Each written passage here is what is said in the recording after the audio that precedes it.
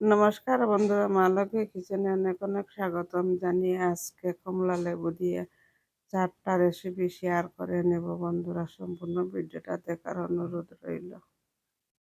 তাহলে কিছু গমের আটা আর সুজি দিয়ে চিতল পিঠা বানাবো। গমের আটা সুজি দিয়ে দিলাম গমের আটার মধ্যে, দিয়ে বালাটিকে গুলিয়ে নিলাম। ওগুলি নরম হবে, ফুটেও যাবে ঠান্ডা জলের মধ্যে। এখন 4টা কমলা লেবু নিয়েছি। একটা পাত্রের মধ্যে কিছুটা জল দিয়ে দিলাম, দিয়ে বেকিং সোডা দিয়ে দিলাম জলের মধ্যে।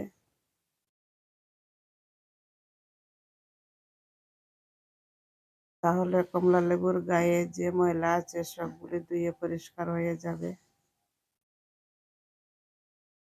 কমলা লেবুগুলি হাত দিয়ে কষলে কষলে ধুয়ে নিলাম।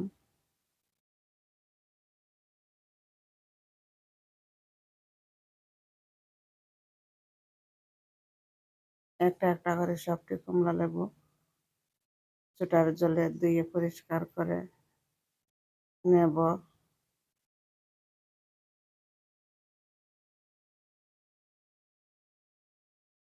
বেকিং সোডার জলে বন্ধুরা কমলা লেবুর গায়ে অনেক ময়লা থাকে, ওগুলি পরিষ্কার হয়ে যাবে।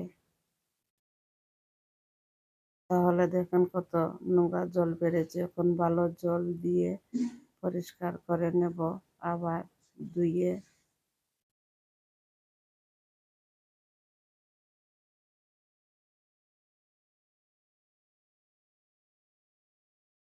সম্পূর্ণটা আমার ধুয়ে পরিষ্কার করে নিয়েছি বন্ধুরা।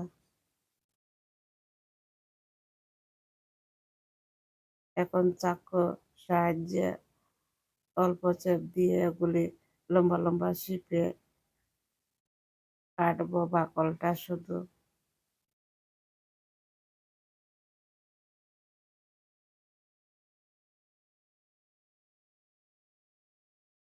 খুব সুন্দরভাবে বাকলটা তুলে নেওয়া হয়ে এক সাইজে। এমনিতে চুল্লাত লাগলে বাকলটা তেড়া বেড়া হয়ে যাবে, তার জন্য একটু চাকু দিয়ে চিন দিয়ে নিলাম। কমলা লেবুর বাইরের আঁশটা ফেলে দিলাম। এভাবে সবগুলো কমলা লেবুর বাকলটা চুলে নেব।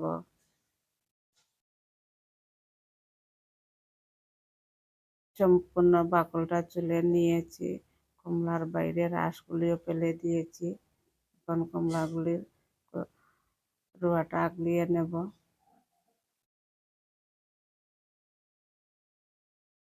সবগুলি কমলার রোয়াটা আগলিয়ে নিয়েছি। এখন একটা জুসের মেশিনের মধ্যে দিয়ে দিলাম কমলাগুলি রোয়াটা।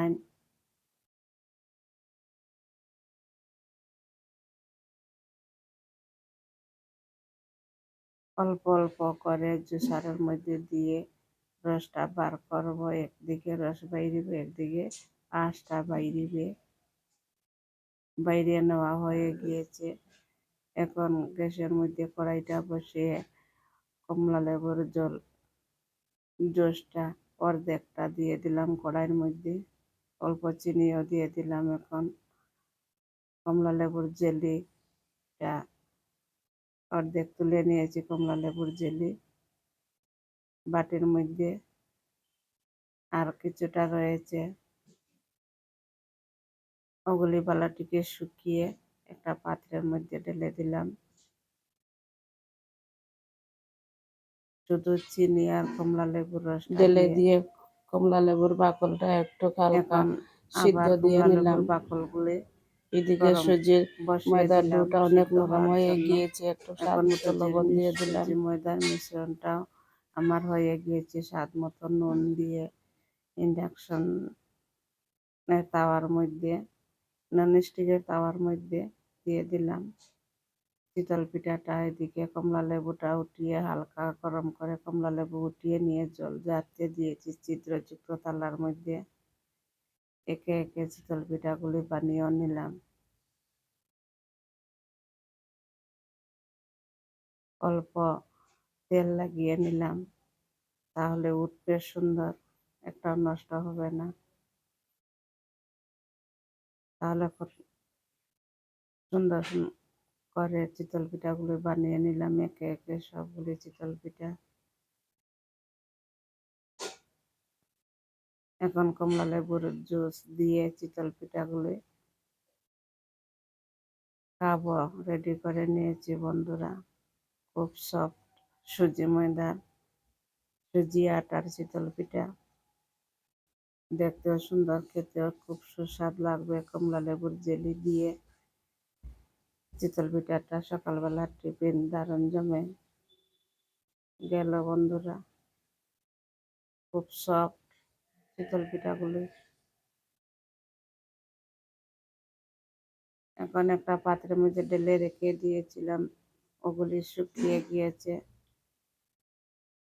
চিনি, কমলা লেবুর জুস খুব সুন্দরভাবে জমে গেছে, ঠান্ডা হয়েছে। একটা চাকু দিয়ে টুমটুম করে কেটে নিলাম কমলা লেবুর জেলি চকলেটটা। বাচ্চারা অনেক লোভনীয় জিনিসটা, খুব মজা করে খেবে। তাহলে আমার দুইটা রেসিপি করে নিলাম বন্ধুরা, কমলা লেবুর জেলি চিতল পিঠা আর কমলা লেবুর জেলি চকলেট।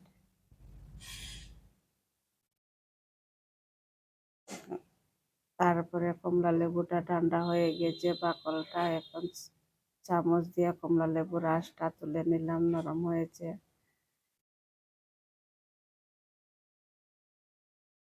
খুব সুন্দরভাবে চামচ দিয়ে উঠিয়ে নিলাম বন্ধুরা। কমলা লেবুর বাকল কিন্তু আমাদের খুব উপকারী একটা, কমলা লেবুর বাকলটা খুব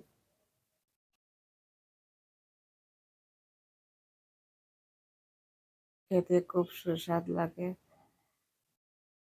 ওগুলি ছোট ছোট করে রোদের মধ্যে একটু শুকিয়ে নেব। এদিকে আমার নাতি নাতিটাও আসছে, তারপরে তারাও খেলা করছে রোদের মধ্যে। এদিকে ফুলের চারাগুলো আমার টবের মধ্যে, ওগুলো শেয়ার করে নিলাম। তাহলে কমলা লেবুর জুসটাও এক গ্লাস রেখে দিয়েছি, কমলা লেবুর জুস ওটাও শেয়ার করলাম। এখন রোদের মধ্যে দিয়ে বাকলটা আমার প্রায় শুকিয়ে গিয়েছে। কড়াইয়ের মধ্যে পরিমাণ মতো চিনি দিয়ে অল্প জল দিয়ে চিনিটা গুলে নেব। চিনি শিরাটা খুব গাঢ় করে নেব।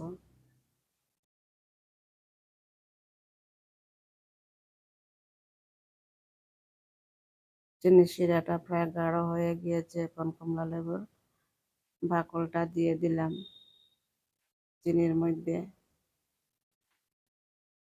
দিয়ে হালকা হাতে একটু নাড়াচাড়া দিয়ে নেব।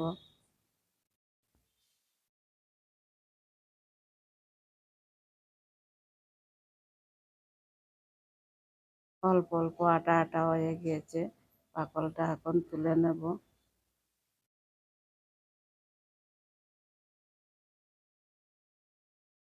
তুলে নিয়ে চিনি শিরাটা বাটির মধ্যে রেখে দিয়েছি। এখন কিছুটা ঠান্ডা হবে বাকল, চিনি শিরাটাও টেনে নেবে।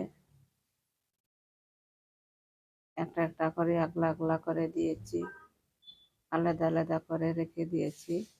ঠান্ডা হইলে অনেক শুকিয়ে যাবে।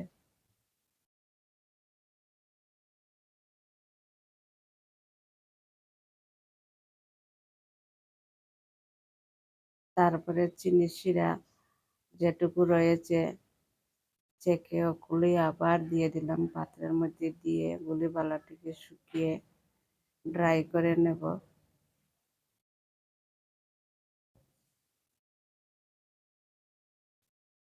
তাহলে বন্ধুরা আমার চিনি শিরাটা ড্রাই হয়ে গেছে, এখন দানা দানা হয়ে গিয়েছে। এখন শিলজোড়া এগুলি বেটে নেব। দানাটা পালিশ করে নিলাম, নিয়ে চিনির গুঁড়াটা বের করে নিয়েছি, চাকনির মধ্যে চেকে নিলাম। চাকনির মধ্যে নেকে নিয়ে একে একে চিনির গুঁড়ার মধ্যে ক্যান্ডিটা দিয়ে ভালোটিকে ক্যান্ডির গুঁড়াগুলো লাগাইয়ে নিব সবগুলির গায়ে। খুব সুন্দর করে ওগুলি চিনির জড়িয়ে গেছে, শক্ত হয়েও যাবে। ওগুলি প্রায় শক্ত হয়ে গিয়েছে, চিনি সিরাপে ওগুলি শক্ত হয়ে গিয়েছে বন্ধুরা। একটু রৌদে দিয়ে শুকিয়ে নিলাম, অল্প দিলেও হবে, না দিলেও হবে। তাহলে বন্ধুরা আমার কমলা লেবুর বাকলের ক্যান্ডিটা কীরকম হয়েছে কমেন্ট করে বলবেন। ততক্ষণে ভালো থাকবেন, সুস্থ থাকবেন। নমস্কার।